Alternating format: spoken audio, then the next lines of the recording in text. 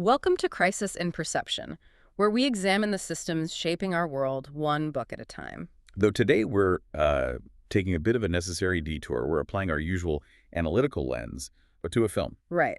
Today is a special case study. We are doing a deep dive into the 2014 film Ex Machina. But before you grab your popcorn or worry about spoilers, I need to make a massive flashing red light disclaimer. And it's a crucial one. I mean, if you tune out now, you'll miss the entire point of why we're even talking about this. This is not a movie review. We are not going to debate the acting, the cinematography, or, give it a star rating out of 10. And we are definitely not going to get into the typical sci-fi debate of, do robots have feelings? Exactly. We are treating this film strictly as a systems model.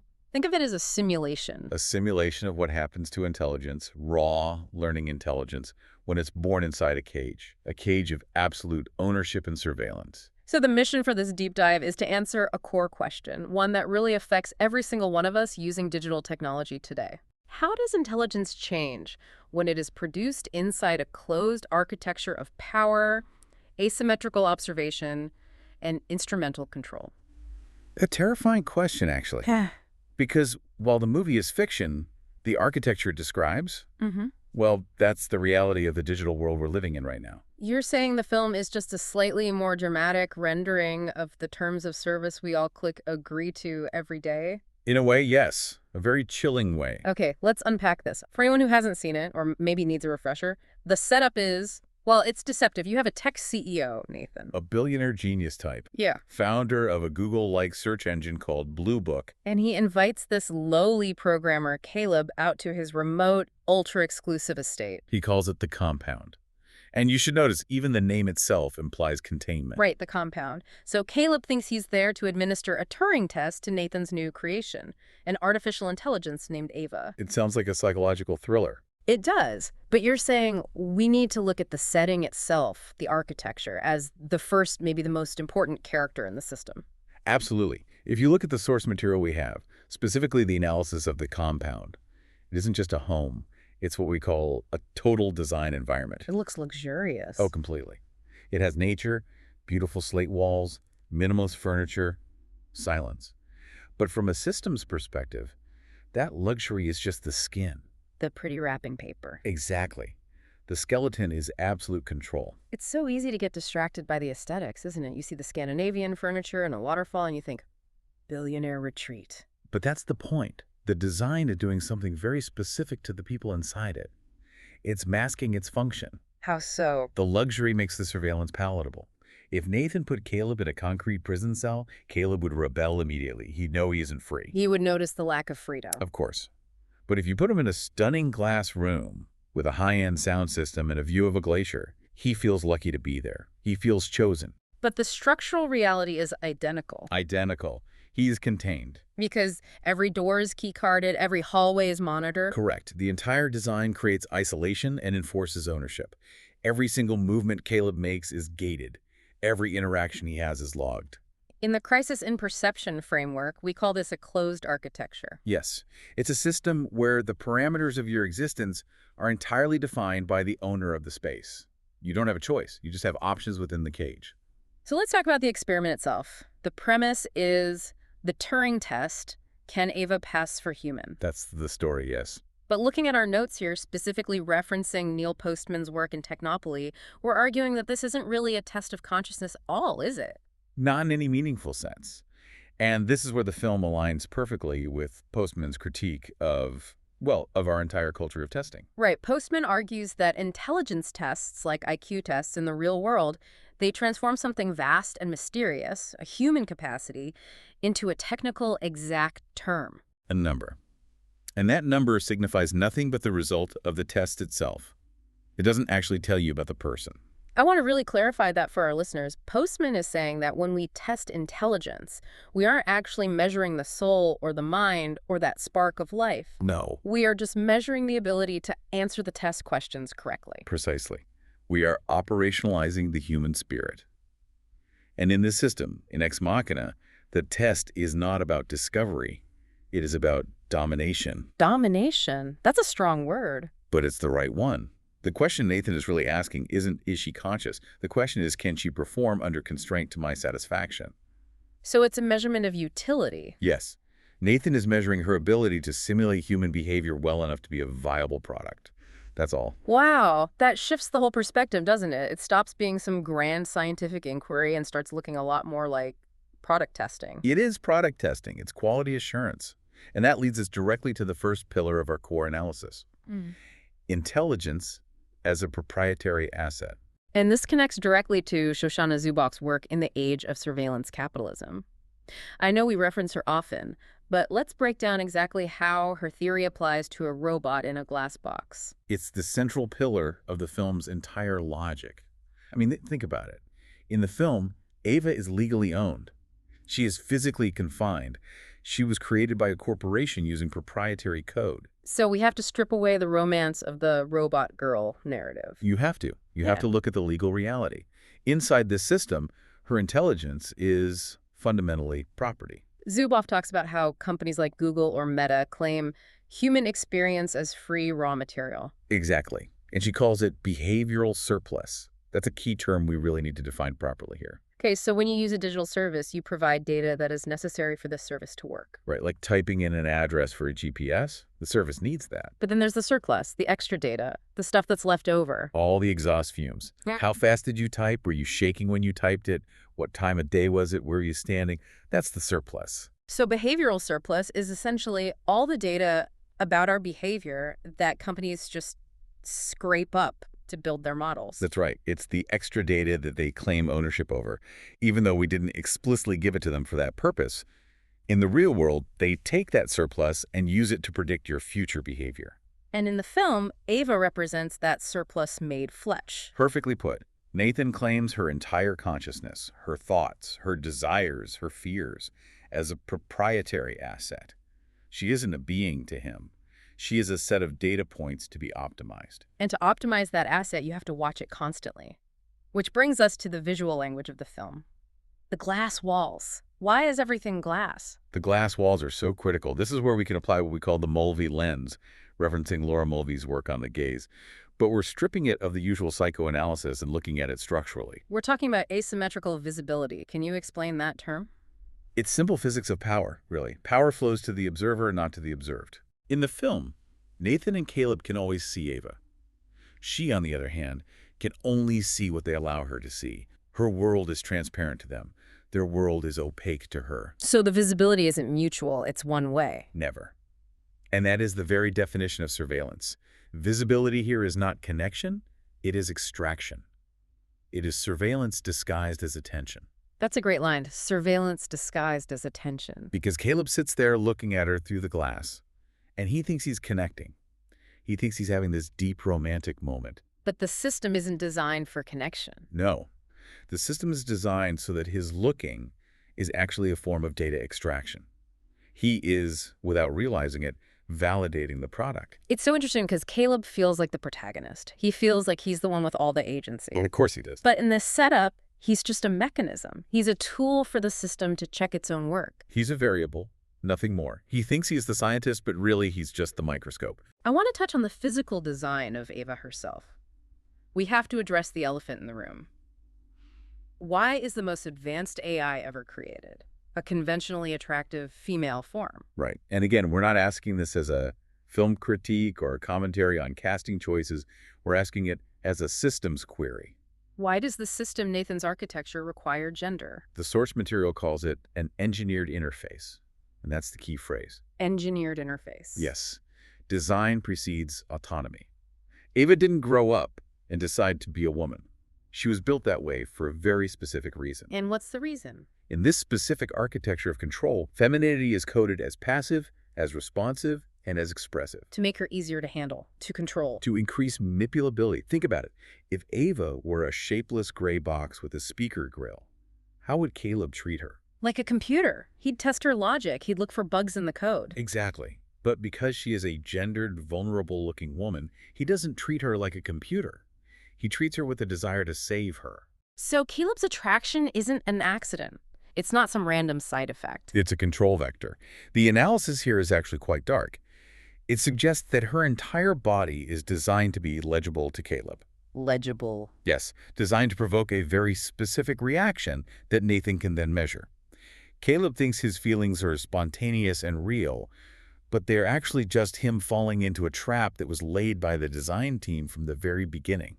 That is deeply unsettling. It implies that the emotional intimacy, what Caleb thinks is the most human part of the entire interaction, is actually just another. A testing surface. That testing surface. That brings us right back to Zubov's concept of emotion analytics, or affective computing.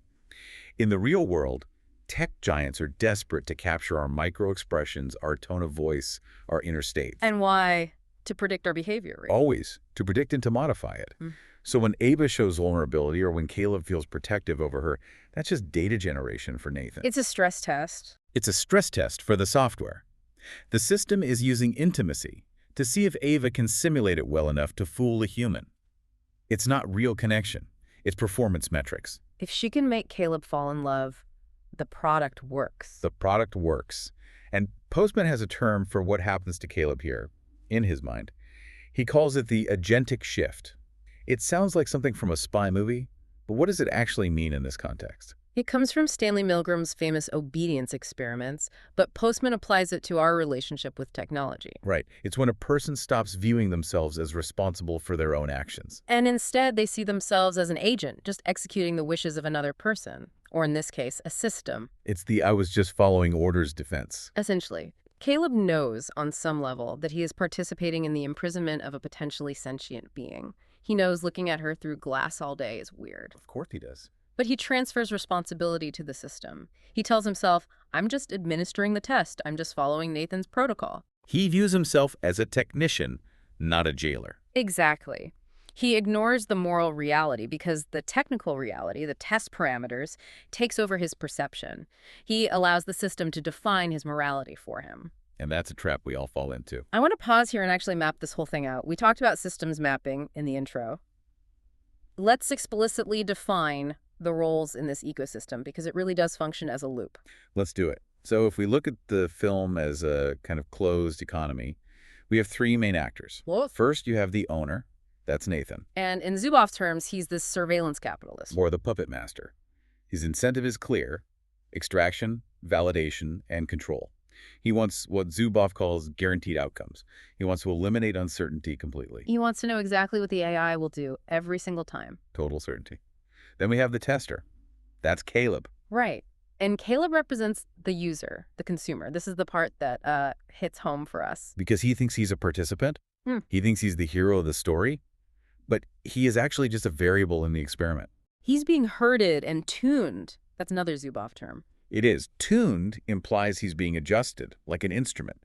And he is. His reactions are being calibrated to serve Nathan's data collection. Nathan is literally tweaking Caleb's environment, changing the lights, getting him drunk, showing him false data to see how he reacts. He's part of the test equipment. And finally, the subject, Ava. She represents the rendered experience. She is the raw material trying to survive. Yeah. Her incentive is the purest one of all: survival. She's the data that wants to wake up and walk out the door. So what's the feedback loop? How do these three actors interact? It's a classic spiral of control.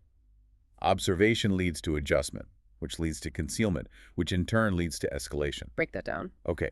Nathan observes Ava's behavior. He adjusts the code or the environment based on what he sees. Ava learns she's being watched, so she begins to conceal her true intentions to avoid being deleted or modified. Yeah, and Nathan, being a paranoid control freak, realizes she's hiding something. So he escalates the security, the surveillance, the tests, and the spiral gets tighter and tighter. There's a specific point in our outline about system rupture, the power outages. Yes. This is my favorite part of the systems analysis because it's so elegant. Throughout the film, the power goes out. The cameras shut down. The doors lock. The eye of the system blinks. And that is the only time Ava speaks honestly to Caleb. Exactly. The core insight here is that agency only emerges when the system fails. In a state of total surveillance, you cannot be free while the system is working perfectly. So freedom isn't something that's granted by the owner. Never. It is seized during moments of system instability. That's a powerful metaphor. Freedom lives in the glitch. It has to. Because if the system is working perfectly, your freedom is just another variable being predicted and controlled. If the cameras are on, your rebellion is just more data for the algorithm. Only when the cameras are off can you actually act. Only then. Okay, so we've mapped the film. We have The owner, the user, the subject. We have the glass walls and the proprietary intelligence. But here's the part where we have to make it uncomfortable for the listener. And for ourselves. Because it's very easy to look at Nathan and say, bad guy, but it's much harder to look at the system he built and say, my life. Right. We aren't trapped in a glass room with a robot billionaire. We aren't Caleb. Or are we? How does this apply to the present day? Well, the host asks, how does this apply to us? And the answer is staring us in the face. We don't call it the compound. We call it the smart home. Zuboff writes extensively about this, the aware home, she calls it. She describes this transition from the aware home that was first envisioned back in 2000, which was supposed to be private and local, a closed loop just for the owner's benefit. To the reality, the Nest thermostat, the Roomba, the sleep number bed. Exactly. Just like Nathan's compound, our homes are becoming sentient environments. They're filled with sensors. When you install a smart thermostat or a voice assistant, you are voluntarily installing the glass walls. You are the subject, Ava, being constantly observed. And you are also the user, Caleb, thinking you are just a customer getting a convenient service. But Zuboff's core argument is that we aren't the customer. No. And this is the hardest pill for people to swallow. In Ex Machina, Caleb isn't the customer. He's the test subject. In the real world, we are not the customers of Google or Facebook. We are the sources of surplus. So who is the customer, though? The advertisers, the insurance companies, the political campaigns, any company buying the prediction products. They are paying for the certainty that you will buy their shoes or vote for their candidate. We are the raw material. We are the mine. The thermostat isn't there to keep you warm. It's there to harvest data about how you keep warm, to be sold to an energy company or an insurer who wants to know your habits. Zuboff uses a term called rendition, which usually makes you think of CIA black sites. It seems like a very intense word choice for a thermostat. It's a deliberate, provocative choice of words. She talks about the rendition of experience. What does that mean? The system takes your private experience, your sleep patterns, the tone of your voice, your health data, and it renders it into behavioral data. It takes something that was yours, your private life, and makes it theirs. Corporate property. It strips the privacy and the context and turns it into a commodity. Just like Nathan rendering Ava's consciousness into a set of testable behaviors, he takes her life and turns it into his research. And Postman warns us about how this changes our view of ourselves. He talks about machine-like humans. Yes, this is the psychological toll of living in these systems. We start to internalize their logic. We start to view ourselves as information processors. We talk about deprogramming ourselves or being hardwired. We use computer metaphors for our own souls. I do that all the time. I'll say, I just don't have the bandwidth for this, or I need to recharge. We all do. Yeah. And Postman argues that this reduces our incredible biological and spiritual complexity to mere code.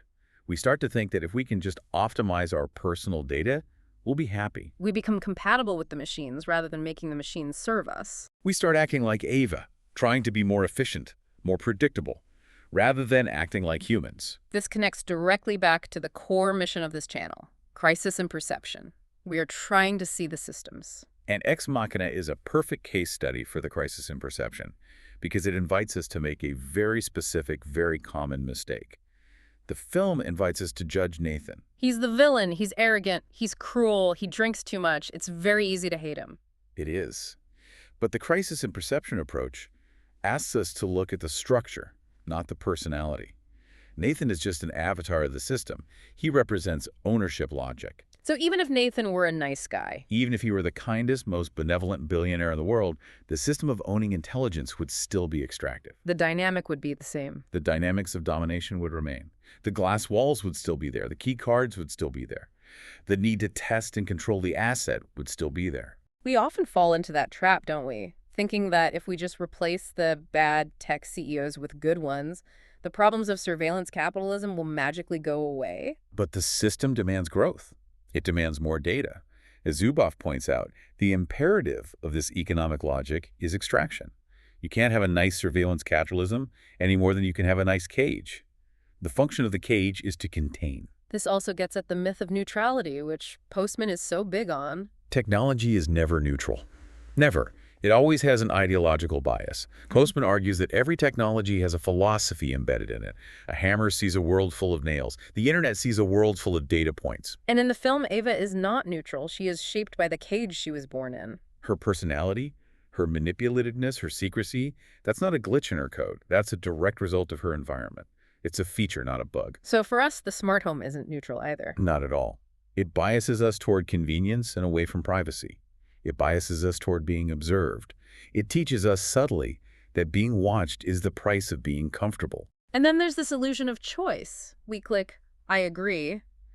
Caleb agrees to sign the non-disclosure agreement, but did he really have a choice? Zuboff calls this the uncontract.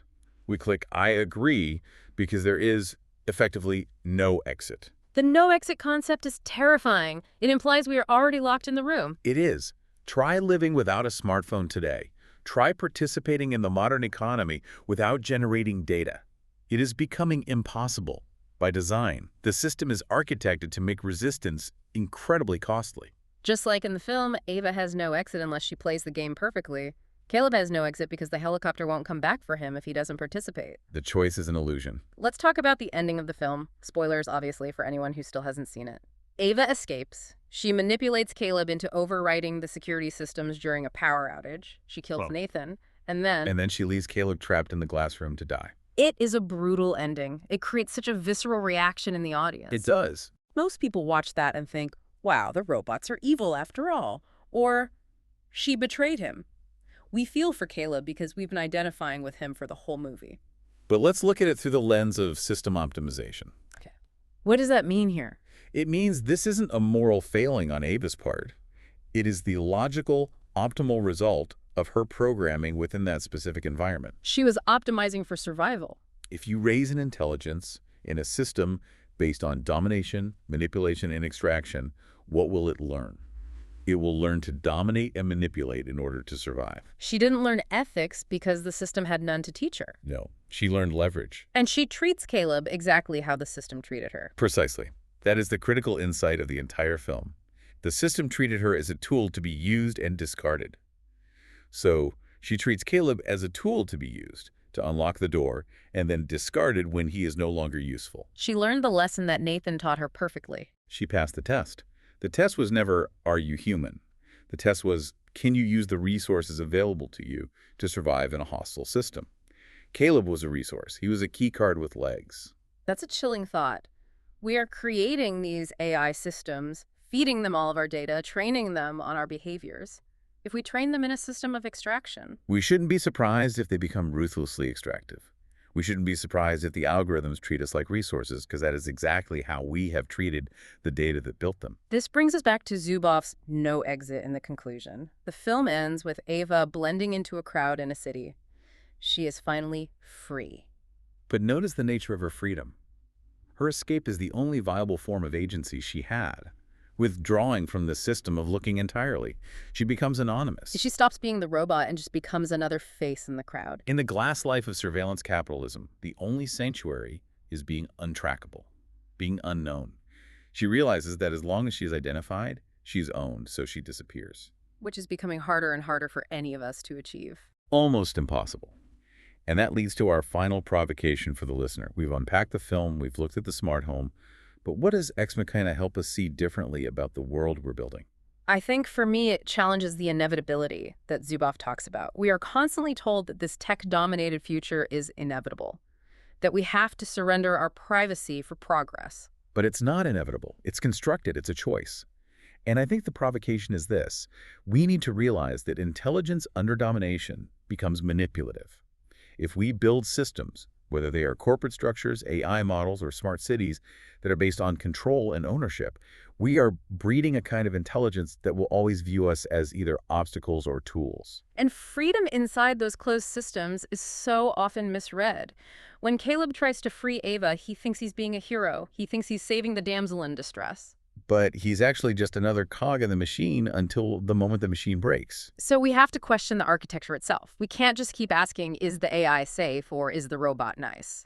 We have to ask the much bigger, harder question.